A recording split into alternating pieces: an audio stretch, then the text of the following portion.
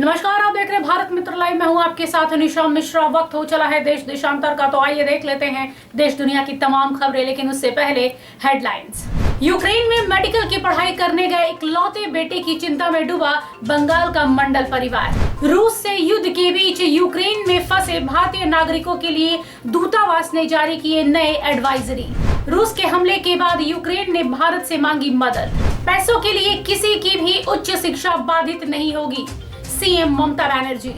चुनाव आयोग ने कहा राज्य पुलिस की निगरानी में ही होगा पालिका चुनाव। सुप्रीम कोर्ट पहुंची भाजपा।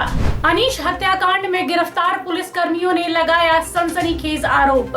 कहा थाना प्रभारी सब कुछ जानते थे। चारा घोटाला मामले में कल पटना कोर्ट में होगी लालू की पेशी, लेकिन पेशी होगी वर्चुअल।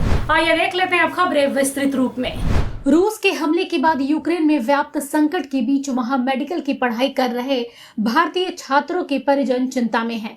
इन्हीं भारतीय छात्रों में बंगाल के उत्तर 24 परगना के बसीरहाट का 22 वर्षीय अपर्ण मंडल भी शामिल है। वह 3 साल पहले वहां मेडिकल की पढ़ाई करने गया था। पेशे से शिक्षक रामपद मंडल और उनकी पत्नी चंदना मंडल अपने इकलौते बेटे अपर्ण को लेकर चिंता में डूब गए हैं और ईश्वर से उसकी सलामती और सुरक्षित स्वदेश वापसी की प्रार्थना कर रहे हैं। वहीं पूर्वी मेदिनीपुर के अर्णव भी मेडिकल के 4थे साल का छात्र है और यूक्रेन में पढ़ाई कर रहा है। उसका परिवार भी उसके लिए चिंतित है और वहां की खबरों पर लगातार नजर रखे हुए है।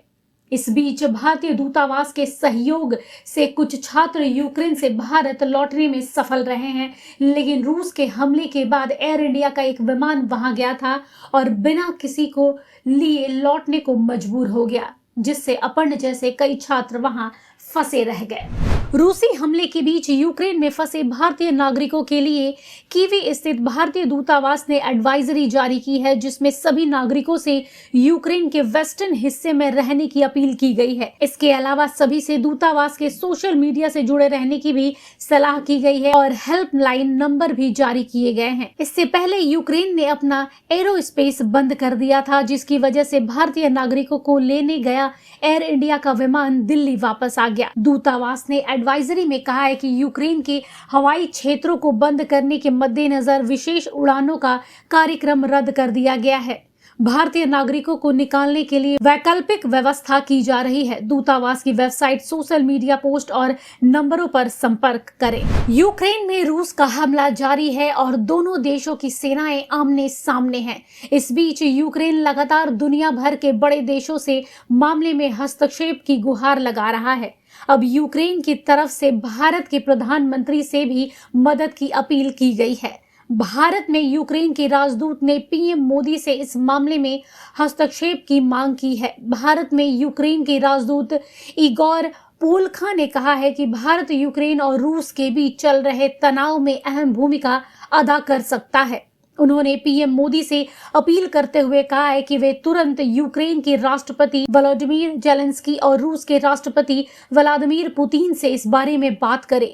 रूस यूक्रेन पर हमला कर रहा है। मोदी जी से हम मदद की अपील करते हैं। दुनिया में तनाव को भारत ही कम कर सकता है। मुख्यमंत्री ममता बनर्जी ने गुरुवार को कहा कि पैसों के लिए अब किसी भी छात्र की उच्च शिक्षा बाधित नहीं होगी। नेताजी इंडोर स्टेडियम में स्टूडेंट क्रेडिट कार्ड प्रदान करने के लिए आयोजित कार्यक्रम को संबोधित करते हुए सीएम ममता बनर्जी ने कहा कि चुनाव के पहले हमारी सरकार ने जो वादा किया था उसे हमने पूरा किया। स्टूडेंट क्रेडिट कार्ड के जरिए हमने 10 लाख तक का लोन देने का वादा किया था। इस दौरान सीएम ममता ने 5000 छात्रों को स्टूडेंट क्रेडिट कार्ड प्रदान किया। मुख्यमंत्री ने कहा कि कई बार बच्चों को पढ़ाई करने के लिए समय पर लोन नहीं मिलता। छात्रों और उनके अभिभावकों को इसके लिए काफी पापड़ बेलने पड़ते थे। बैंकों के चक्कर लगाने के बाद काफी मुश्किल से पढ़ाई के लिए लोन मिल पाता था। अब छात्रों को इस समस्या से नहीं जूझना पड़ेगा। राज्य के 20,000 छात्र छात्राओं को लोन मंजूर हुए हैं। इस दौरान उन्होंने चिंगड़ी घाटा में फुट ओवर ब्रिज का उद्घाटन भी किया। राज्य चुनाव आयोग ने गुरुवार को साफ कह दिया कि आंसन नगर पालिका चुनाव राज्य पुलिस की निगरानी में ही कराए जाएंगे और केंद्रीय बलों की तैनाती नहीं होगी। राज्य चुनाव आयोग ने गुरुवार को हाई कोर्ट को यह जानकारी दी है। राज्य की 108 नगर पालिकाओं में आगामी 27 फरवरी को चुनाव होना है। कोर्ट ने बुधवार को आयोग को 24 घंटे के अंदर इस बारे में फैसला लेने को कहा था। आयोग ने कोर्ट को यह भी बताया कि अगर चुनाव के दौरान किसी भी तरह की हिंसा होती है तो उसकी जिम्मेवारी राज्य चुनाव आयोग की होगी।